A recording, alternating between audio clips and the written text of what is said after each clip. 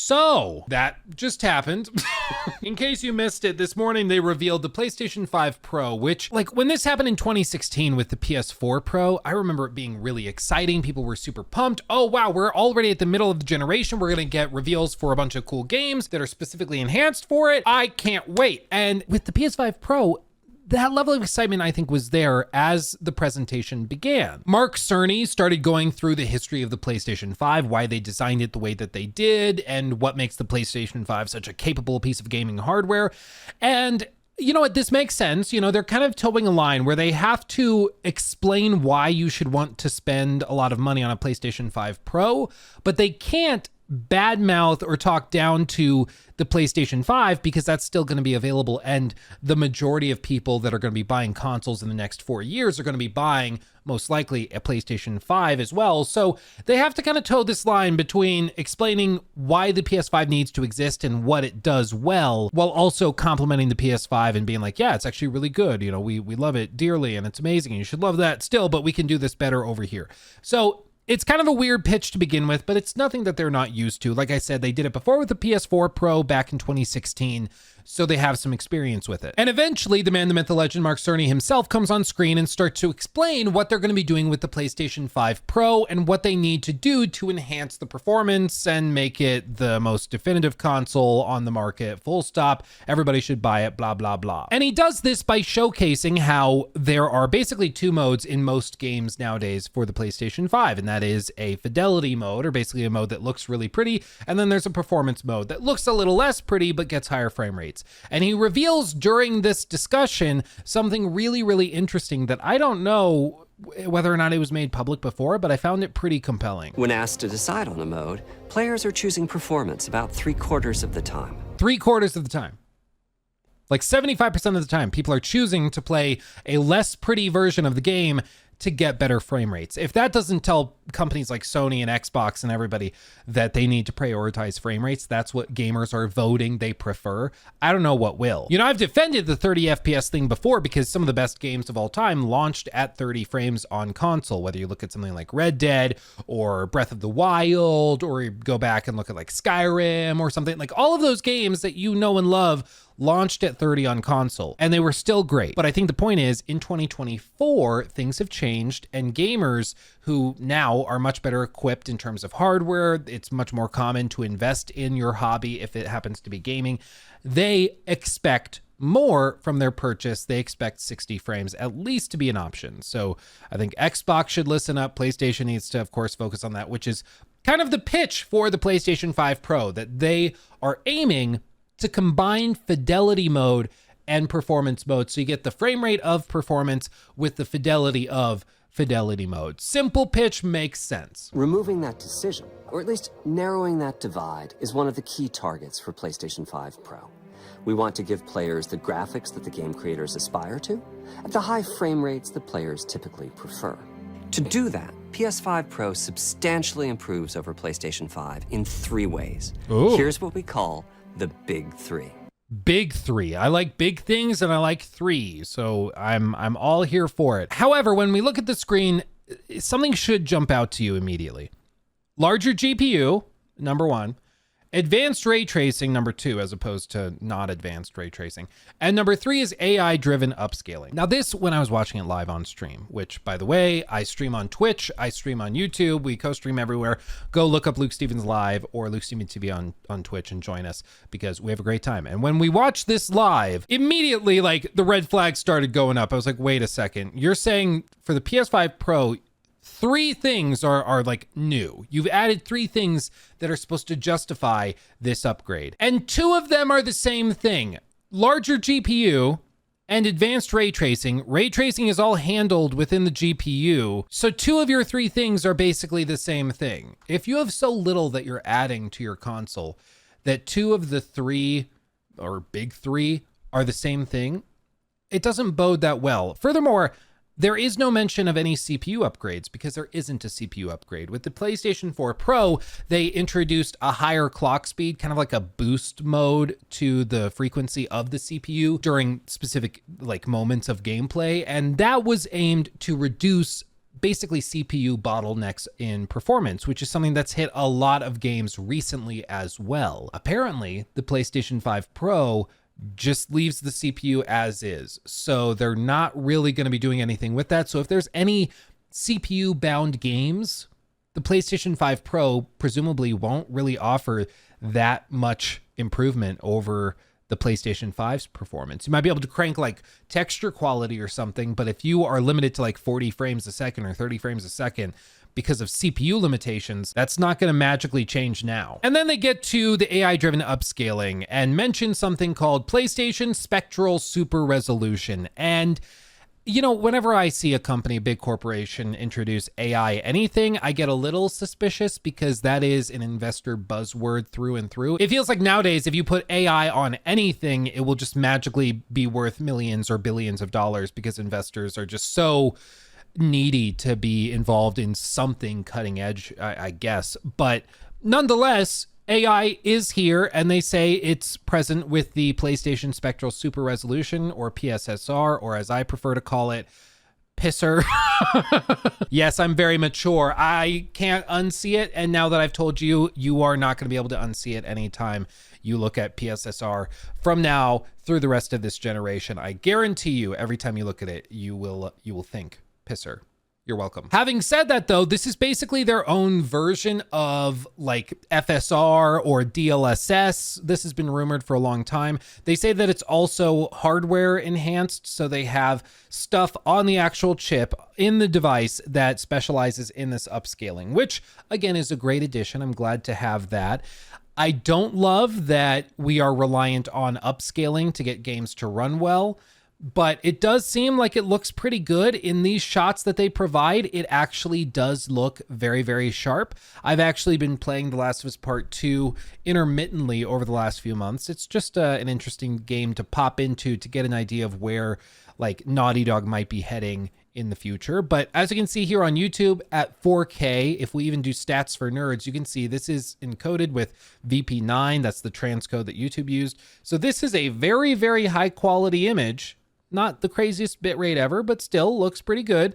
And even there, like, we're seeing a lot of detail in foliage off in the distance. You see grass density is greatly improved. Texture quality seems to be improved. And you continue to see this difference when they put it side by side with the fidelity mode on the base PS5 versus the enhanced version from the PS5 Pro. It does look much better. It seems as though you're getting fidelity quality at performance frame rates, which again is very cool. I will say I think it's unfair. A lot of people have been going to like low bitrate videos from like Twitter or X, I guess, or TikTok, and then they build side by sides and they're like, I can't even tell the difference because the bitrate's so low and it doesn't look good. So I want to be fair.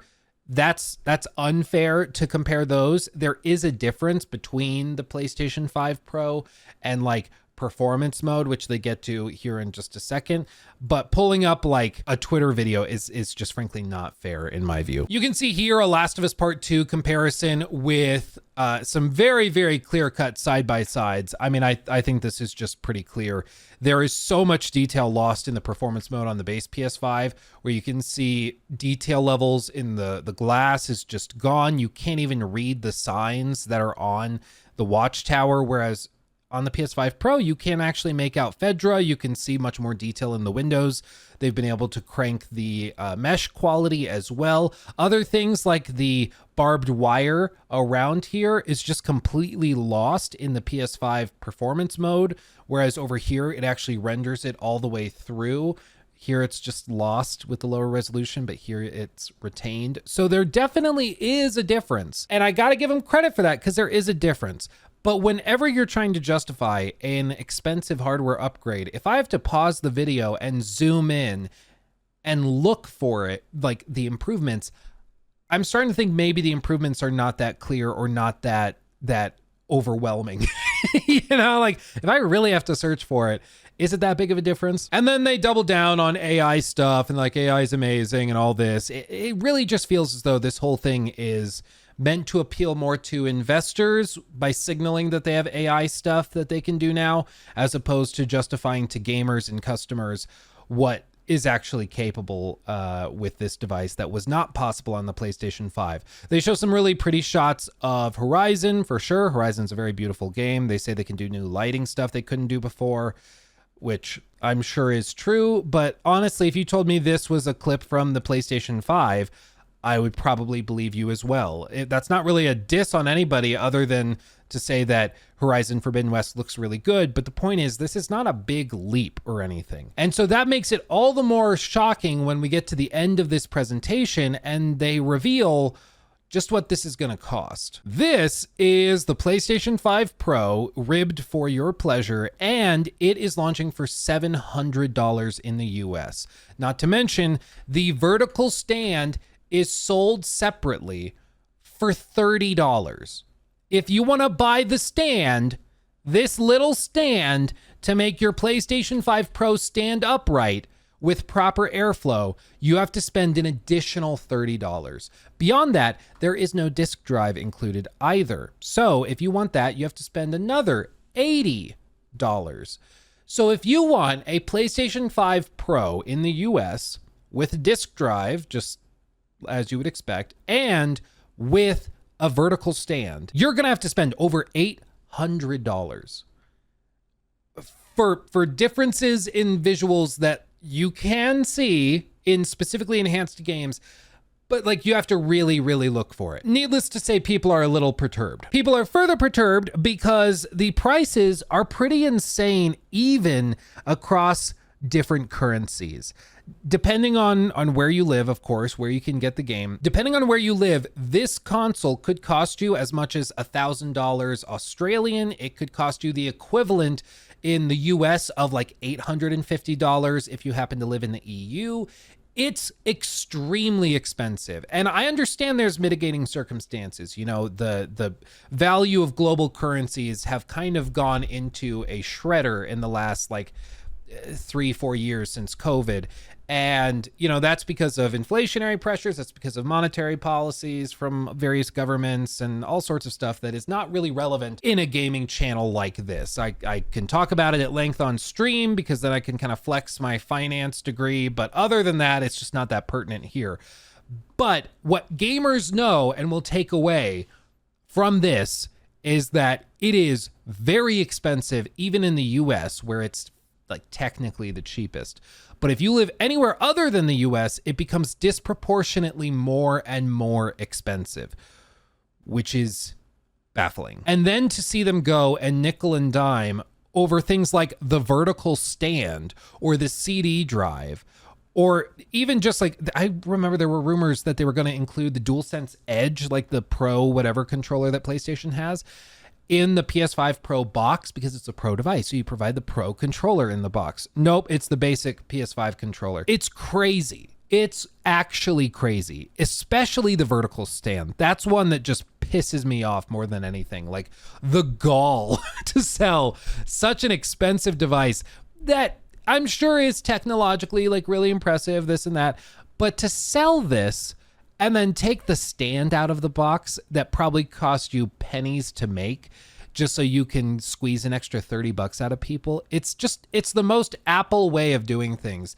And, you know, I had a sneaking suspicion this would be an expensive console, but I don't think anybody expected the gap between like the US dollar and pounds and euros and yen to be so drastic. It's pretty jarring. And frankly, if you go through the comments section, you can see a lot of people that are a little like underwhelmed with the reveal. You can see people that are like, oh, this is what the PS5 was supposed to be at launch. Now we're finally getting it. You see other people mentioning how crazy the price point is and frustration over the disk drive. And it's kind of hard to gauge how people are feeling at any given moment with this. But when I did a poll on stream, we had about 1,000 people vote on it very, very quickly. Not a scientific poll or anything, but 95% of people, as you can see in this clip right here, 95% of people in chat thought that this was not worth the price of $700. And that's not a question of whether they're going to buy it. That's not a question of whether they're a PC gamer or an Xbox gamer or a PlayStation gamer. That is just simply asking them, do you think this is worth $700?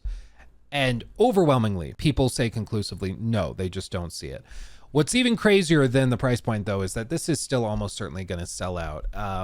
I mean, let's just be honest. It's going to sell out. Apparently, the disk drive, the separate disk drive thing that is available for purchase right now for the slim variant of the PS5, that apparently is selling out right now. People are buying it up in preparation for the PS5 Pro because I guess reasons. And listen, there's a lot of different ways to look at this. You know, some people are like, oh, this is all because of Concord. Sony is struggling to pay the bills, so they're going to try to milk everybody for all they're worth with this. And I mean, I don't think that's necessarily fair. This stuff was in the works well before Concord launched, so I don't think it's that simple. But what this is, I think, reflective of is a broader problem within Sony, which is that their margins are so freaking tight that they cannot find a way to really increase profitability to the satisfaction of Mr. Totoki, who is their new CFO and is the big guy pushing a lot of these changes. It seems like he's the one that pushed Jim Ryan out the door because he was greenlighting all of these failed live service projects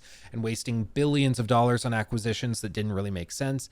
And so they're trying to find any which way they can to get more profitability out of it and to increase margins. That's why the vertical stand has been separated in the slim models and in the PlayStation 5 Pro. That's why I think they're doing things like selling their live service games for $40 instead of going free to play, though that might change with Marathon, time will tell. But all told, I think PlayStation is in a really weird spot. They don't have any brand new first party games that they've shown off recently. They released a couple this year, but they were Helldivers, which was successful, certainly, and Concord, which we all know how that went. And so now they're trying to sell a $700 piece of hardware that if you want basic accessories that should frankly be included in the box, you're going to need to spend $800 US. And then they have nothing else to show for it. Like, you're just supposed to buy that console to replay games that are 4 or 5 years old that have been enhanced for it. And then they have other things they say like, oh, it has Wi-Fi 7. Okay, that's a cool thing if you have a like $400, $500 router. Cool. They have other things like a system for enhanced performance through backwards compatibility of PlayStation 4 games, which I'm pretty sure is already a thing on the PlayStation 5. So I don't know how that's a feature specific to this, but I'm struggling to find like where the selling point is, you know, like these games that are years old look a little bit better. Please give us $800. I just don't see it. And I think some people perhaps fairly will point out this is not really meant to be purchased immediately, in which case I would ask, well, then why are we selling it right now? But fair enough. People are saying this is basically a GTA 6 machine. This is a product that's being put out now, but ultimately it will excel when these big AAA huge games come out next year for the PlayStation 5 and PC and stuff. And those games will be able to take advantage of the hardware. Games like Death Stranding 2, GTA 6, and stuff like that. And I think that that's probably ultimately what this is targeting. This is targeting the people that want to play GTA 6 at launch and want the best experience possible. I think that's fair. I don't think it changes how ridiculous it is to charge $30 for a vertical stand that you used to include in the box. I think it's ridiculous to take away the disk drive, pretending like you're just offering gamers more opportunities and more choice like they did with the PlayStation 5 initially, when ultimately it was just a ploy to basically sell you back something for more that should have probably been included to begin with. It's, again, just the best example is Apple, which I've seen a lot of people comparing this to, where it's just nickel and diming everybody, and they're hoping that the brand is enough to carry them across the finish line and get people to not ask too many questions. And you can see here in this tweet from John Linneman from Digital Foundry, he says, so with disk drive, we're looking at 920 euros for us here in Europe, eh? That is interesting. The 3DO has been defeated. And then they even point out Apple wheels or PS5 Pro, tough choice, which is in fact true. Apple sells the wheels for their Mac Pro for $700. If you want little wheels on the case, it's $700. It just screams Apple energy what PlayStation is doing. And maybe their brand is robust enough that they can get away with this. And honestly, I expect them to still sell out here and probably do just fine. And this will sell millions of units and everybody will just go along with it, which is ridiculous in my view. I think it's silly to buy something like this when there's just frankly no games for it. There's no reason to buy it right now. And still it's going to sell out everywhere. Scalpers are going to pick it up and it's just going to be more stupidity. So buckle up. And I know people will just say, well, adjusted for inflation, this isn't that bad. I get it. The one and only Jeff Keighley posted, for example, here are inflation adjusted prices for mainline PlayStation consoles since launch. The PS1 adjusted for inflation, $611. PS2, $546. PS3, $778, which, I mean, it was crazy, but yeah, that's why people were like, PS3 is so stupid expensive, because adjusted for inflation, it would be like if it was priced $778 today. PS4, $538, PS4 Pro, $522, PS5, $606, and PS5 Pro, $699. But I think the difference is all of this was pretty much in line with standard inflation rates. You know, like the economy was pretty normal during those times. Yeah, we had a couple blips like 2008 to 2009, but inflation wasn't insane during those times to the point it is now. Nowadays, in the span of like 4 years, people's purchasing power has dropped by like 20 to 25%, depending on where you live in the US or globally. That's insane. And it's happened so quickly, people's pay hasn't risen. They're making the same amount, if not less than they were back when these consoles initially were launching. And so to see a console like this launch at $700, I understand why, but it just seems very out of touch to do that when people are already barely scraping by, and then to nickel and dime every step of the way with like a vertical stand that's $30 on the side. And I think that's why you're seeing the reaction you're seeing right now. Basically, like to dislikes are split about 50-50, about 75,000 up votes, 75,000 down, which make of that what you will. And the comments on it after the fact are pretty telling as well. $700, no vertical stand or disk drive is insane. That's too generous. Should have sold the controller separately too. It ended so abruptly after the price reveal, like they just threw a flashbang in the room and ran. I'm shocked that the controller and the power cord aren't sold separately at this point. Y'all lost your minds. $700 without a disk drive is diabolical. So, okay. Anyway, there's all sorts of different ways that we can look at it. I personally think that the price is a lot. And I expected they would probably land at this price. I just thought that the offering would be more impressive. I thought that it would be able to do more. I thought they'd have more stuff to show. I thought that they would certainly have at least a little something, maybe a new trailer for like Death Stranding 2 showcasing visual fidelity only really possible on the PS5 Pro or something. But instead they're like, hey, play 4-year-old games that look a little bit better if you pause and zoom in, and please give us $700. And then if you want, again, everything that should be in the box included, in my opinion, you need to give us another $150. It's just, I think, not a great value. It's, and I'm saying this as somebody that loves to spend money frivolously. I mean, I'm a YouTuber, for God's sake. Like, clearly, if anybody could justify this purchase, it would probably be me. And yet I'm looking at this and I really just don't see any reason to. Maybe by November, by the time this comes out, we'll have more games or trailers or stuff to see running on this hardware and it'll make more sense. But as of right now, I don't know why anybody would buy this thing. I just don't get it. Maybe it ends up being way more impressive than it seems now, but 2 of the 3 features are basically the same thing. And beyond that, it seems like the improvements are pretty minimal, visually at least, compared to what you're able to achieve on a regular PlayStation 5 at this point. So I don't know. Let me know what you think in the comment section below. If you think that this is a W for PlayStation or if you think this is an L. I don't really know how it's going to split, but based on what my chat was saying, it seems like the vast majority of people are not that impressed with where they're at with this. So yeah, let me know. But anyway, thank you for watching. I have a video on the 1-year anniversary of Starfield going up very soon, so make sure to subscribe for that and like the video. Otherwise, I'll make you buy an expensive console that doesn't do that much different from the other one that's way cheaper. Okay, much love. I'll see you very soon. Hugs and kisses. Bye-bye.